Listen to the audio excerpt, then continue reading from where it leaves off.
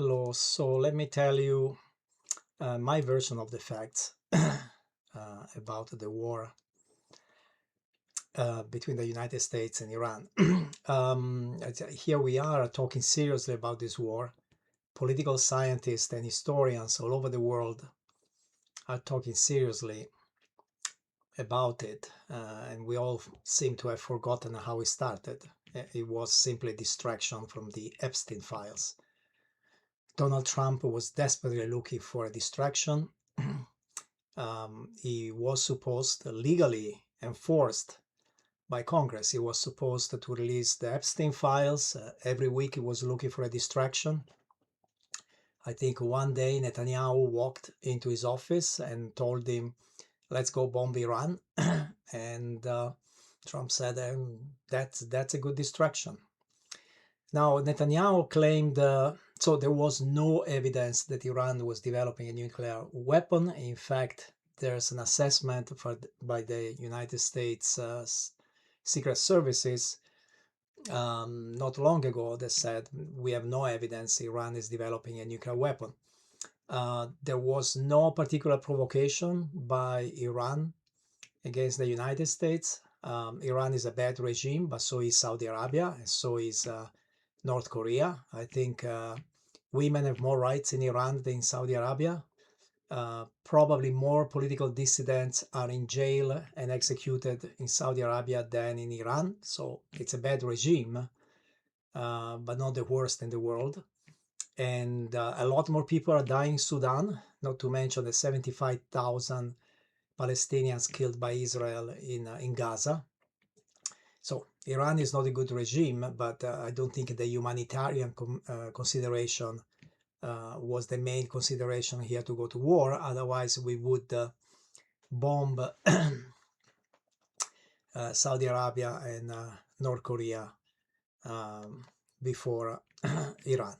So it was Trump was looking for a distraction, and Netanyahu has been telling us Iran is about to develop a nuclear weapon in a few weeks, months. He's been saying this since the 90s, and that doesn't make sense to me for a number of reasons. In particular, Iran is a theocracy, something that the American media keep repeating correctly, and so Islam does matter a lot.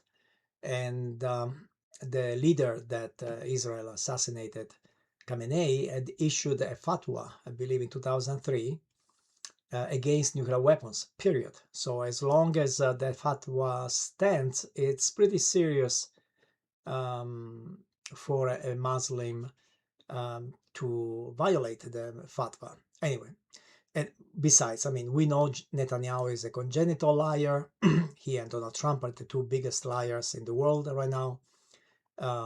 So this, I mean, there's no reason. There was no reason to believe Netanyahu this time. Netanyahu has his own scandal.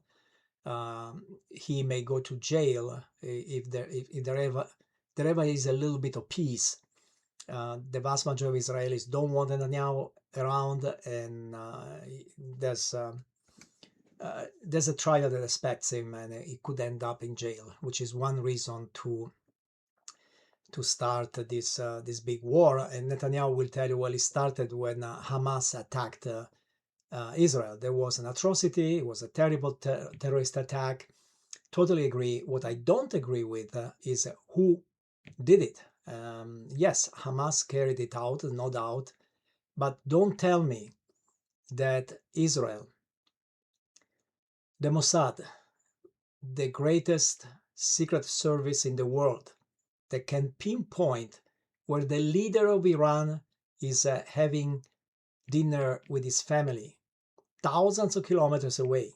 This same Mossad didn't know anything about thousands of Hamas terrorists preparing a terrorist attack on Israel a few kilometers from the border with Israel. So these things are just not believable. And I think a growing percentage of the Israeli population wants also this, an explanation from Netanyahu, from an independent commission, to figure out how did that terrorist attack happen. A terrorist attack that saved Netanyahu's career, because then, of course, Israel went into hyper war mode, attacked Gaza, attacked Lebanon, eventually bombed Iran. About 1,000 Palestinians have been killed by Israeli settlers in the West Bank, and so on and so on. And so in the middle of all this militarized situation, Netanyahu basically saved his skin.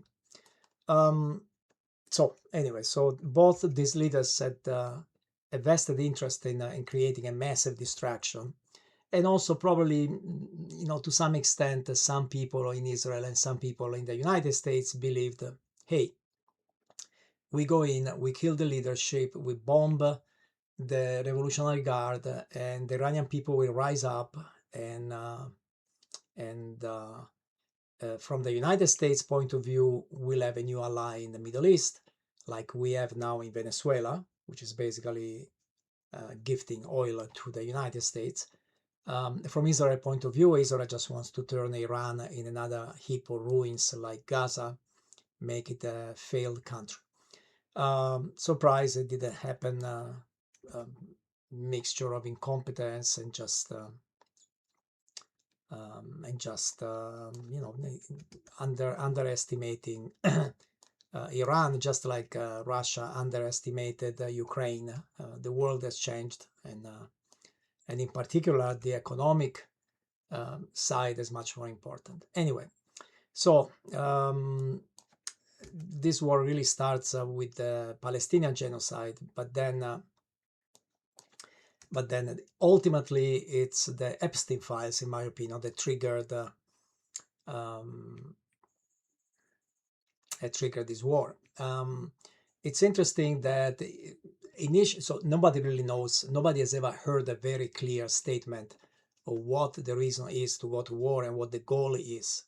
In June 2025, the headline on the White House webpage, I have the screenshot: Iran's nuclear facilities have been obliterated and suggestions otherwise are fake news. June 2025. So we were basically threatened with a lawsuit for saying that Iran had any nuclear facility left. Well, guess what? That was one of the reasons why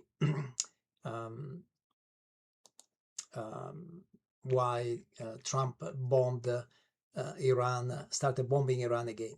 And again, Epstein, in November 2025, so after the obliteration of Iran's nuclear facilities, Congress passed the Epstein Files Transparency Act. In my opinion, that's what changed. That's what resurrected Iran's nuclear facilities. Because at that point, Trump desperately needed a distraction. Go to a library and read the newspapers between November 2025 and February 2026. In those 3 months, Trump was under pressure to find distraction. So in February 2026, Trump ordered the attack on Iran with the collaboration of Israel. Israel did the killing of the leadership. And by the way, at the time, regime change was another big reason to attack Iran. We now know, by the way, that Netanyahu tried to convince the previous presidents, including Obama and Biden, to bomb Iran using the exact same arguments, except that Obama and Biden sent him packing. Their advisors were very clear that it was a really bad idea.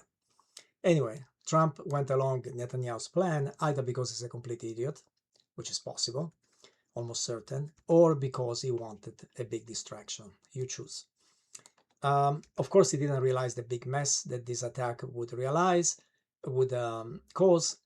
Iran retaliated, closing the Strait of Hormuz, which is vital for transporting oil and other materials from the Arabian Peninsula to South and East Asia, as well to Africa, Latin America, and yes, North America.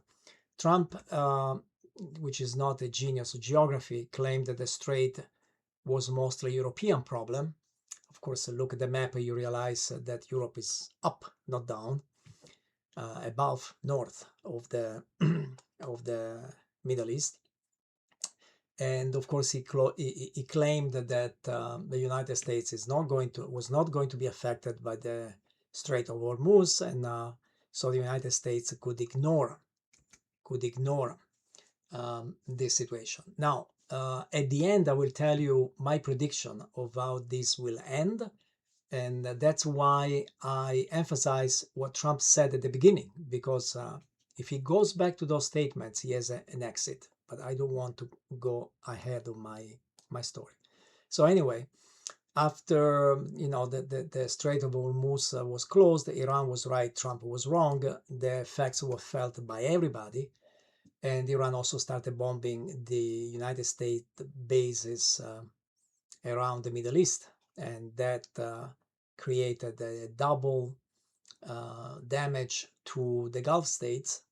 And the Gulf states were trying to differentiate, not just sell oil, but be vibrant, modern economies, attracting tourists, attracting wealthy people, investors, and so on, all decimated by this war.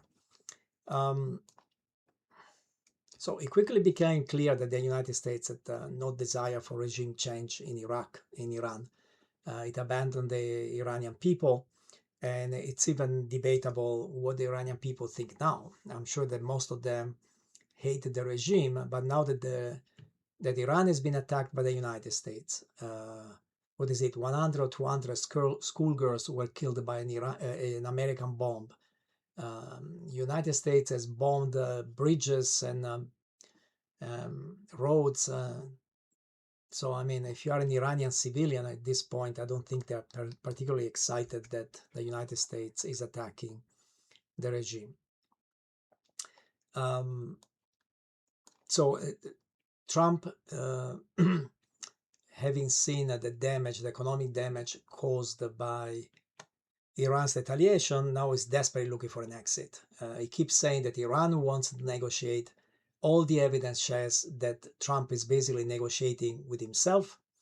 Iran can wait. The United States cannot. Trump is under pressure from multiple directions to find an exit, to get out of this war. And it's not easy. He offered this memorandum of understanding that now everybody calls memorandum of misunderstanding, that Trump and Iran signed. Would basically give Iran more than what Obama gave Iran in 2015. By the way, the original nuclear treaty between the United States and Iran that Trump canceled, that original treaty had been signed not only by the United States, by Obama, it had been signed by China, Russia, and the Europeans. And it included inspectors, inspections of the facilities, and so on. What Trump offered to Iran was a better deal for Iran.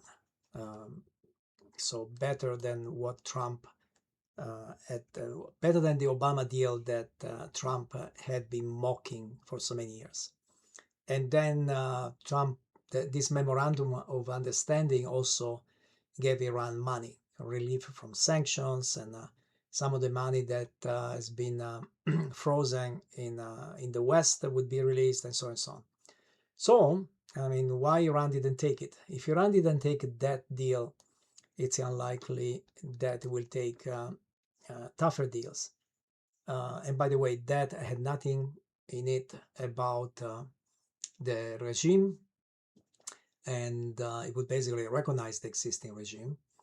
And it had a very silly reference to nuclear weapons, saying Iran pledges not to develop nuclear weapons. Iran never said otherwise, never. It always said we are not developing nuclear weapons, and we don't develop one. So regime change didn't happen because the same regime is in power. In fact, there are really three powers in Iran. There's the Ayatollah that traditionally were the real ultimate power, the Revolutionary Guards, that are, widespread, ubiquitous. It's a network within Iran. And then there's a parliament, which is more or less democratically elected, with a president, a speaker, and so on. And all three wield some power. When the United States negotiates, it has to negotiate with all three in practice.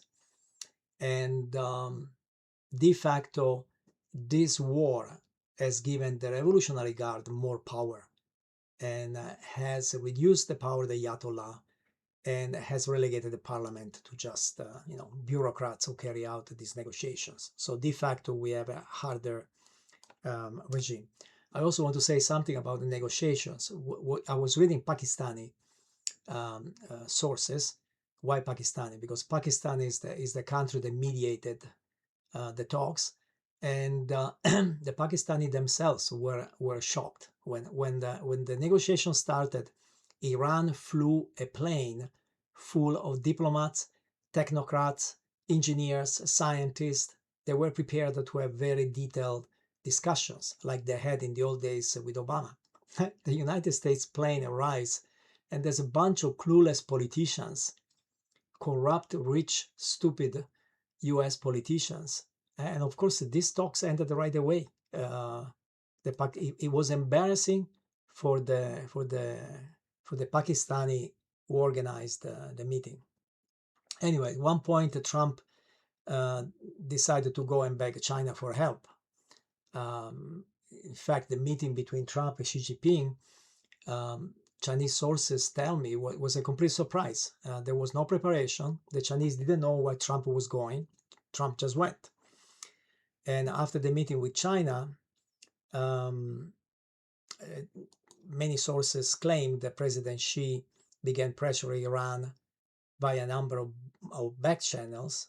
And it was China that convinced Iran to negotiate a deal and to sign that memorandum of understanding. Anyway, close parenthesis. Incidentally, that memorandum of understanding, where the United States mentioned nuclear weapons, clearly contradicts what, one more time, contradicts what Trump said in June 2025, that he had obliterated and that Iran was not able to build a nuclear weapon anymore. So anyway, whatever the reason, the memorandum of understanding didn't do much. They started bombing each other again. Now,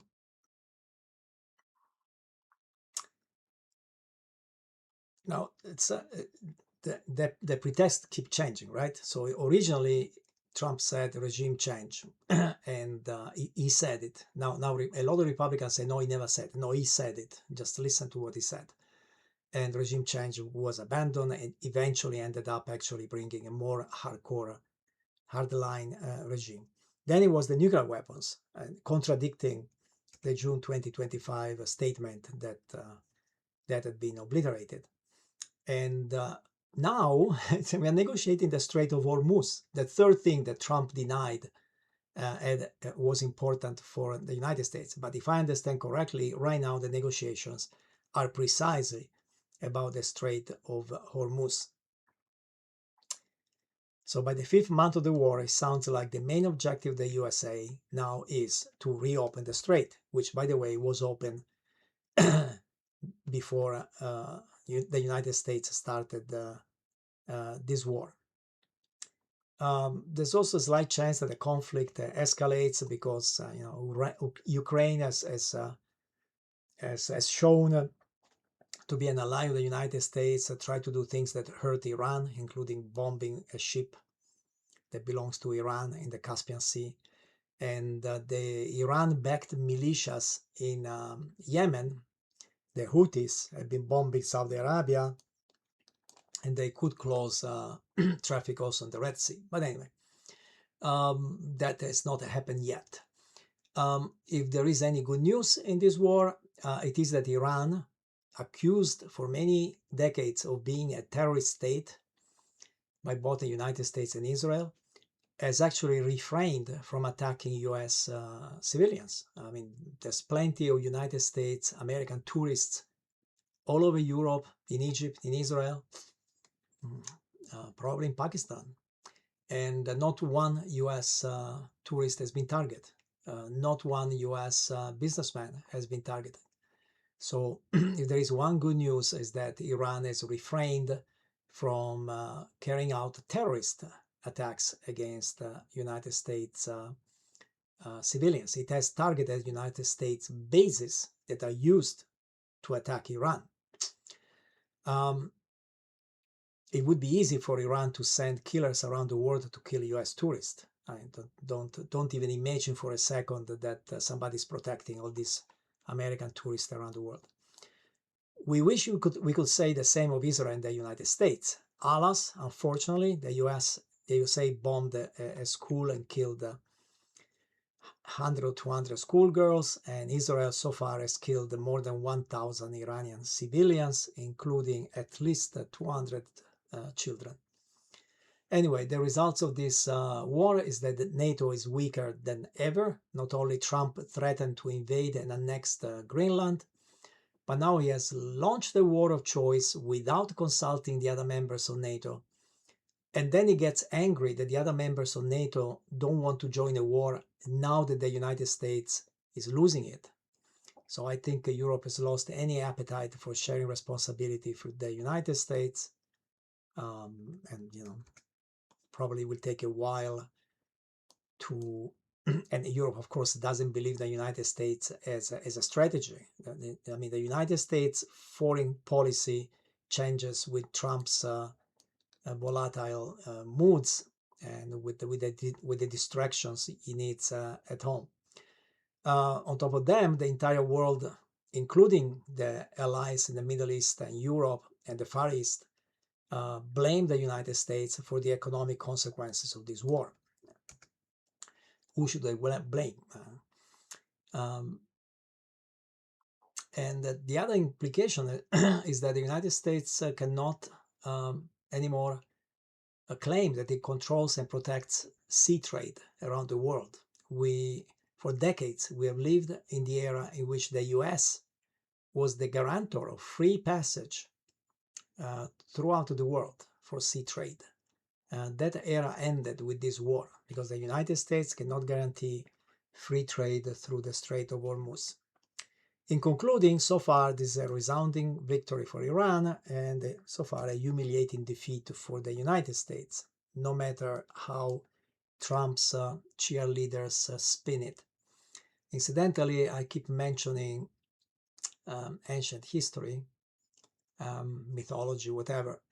When Trump attacked Iran, he thought he was going to destroy the empire of Iran. Iran is, controls also Hamas in Gaza, Hezbollah in Lebanon, the Houthis in Yemen.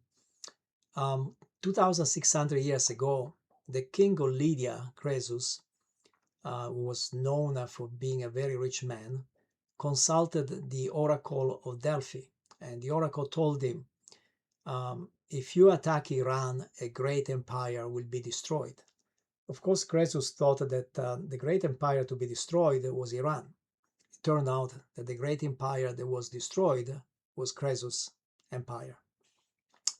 So, that said, now, of course, we're all hoping that the Iranian people rise up and overthrow the regime. That's the last hope that this ends well. Unfortunately, this war probably showed the Iranian people that the alternative to their Islamic regime could be even worse, such as a Syrian-like civil war that Israel would love, a Gaza-style devastation that Israel would love, or a Venezuela-style banana republic that gives the oil to the United States, which Donald Trump and his cronies would love. Donald Trump first told them help is on the way. Then 1 month later threatened to destroy the whole civilization of Iran, and then started bombing bridges and who knows what else. So from the point of view of an Iranian citizen, who is the lesser evil? The fanatical Ayatollah Khamenei, the genocidal Netanyahu, or the bumbling, immoral, and psychopathic Donald Trump?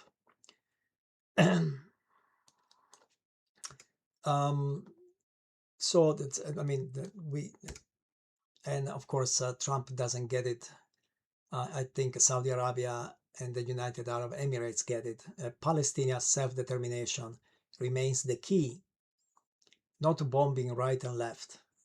Palestinian self-determination is the key to finding a permanent solution, permanent peace in the Middle East. And the longer it takes, the harder the regimes become. So Iran's position now is very clear. They want some degree of control on the Strait of Hormuz, which they didn't have before, and they probably want money, and they don't want anybody to touch the enriched uranium, which according to Trump, June 2025 doesn't exist. According to Trump, July 2026 is dangerous. Is a existential threat not only for Israel but even for the United States. Now, here is my prediction. Or better, here is what I see as the easiest exit strategy for Trump. Simply go back to things that he said before. 1 year ago, he said that he had obliterated the nuclear program of Iran. And when Iran first shut down the Strait, Trump initially said the United States doesn't care about the Strait of Hormuz. Now, if he goes back to these two statements, just says these two statements are the true statements, then the question is, why is the United States still fighting Iran? At that point, simply go home, let Iran keep whatever nuclear dust is left, and let the Gulf states negotiate with Iran the fee to sail through the Strait of Hormuz. Just, there's no nuclear facilities left. The Strait of Hormuz is not an American problem. Go home. Now, I also predict that, I don't know in how many years, but the price of oil will go down. Why it will go down? Because this war convinced the entire world for good that it's time to get rid of oil. And so you will see a massive shift of all the economies of the world, small and big, towards green tech, the technology that Trump hates so much, towards solar, towards wind, possibly towards nuclear, and towards electric cars. And who is the big winner if everybody starts buying solar panels and electric cars? China. So that tells you why China didn't complain about this war, and is, in my opinion, is not happy, but he can see the benefits of Trump's stupidity. So anyway, so I know it's a prediction, but it's just just very visible that the easiest exit for Trump is just to say, hey, I obliterated Iran's nuclear capabilities in June 2025. The Strait of Hormuz is not our problem. We killed a few Iranians because they're bad people. Now we go home. The problem, if he goes home, he's back to where he started with the Epstein files.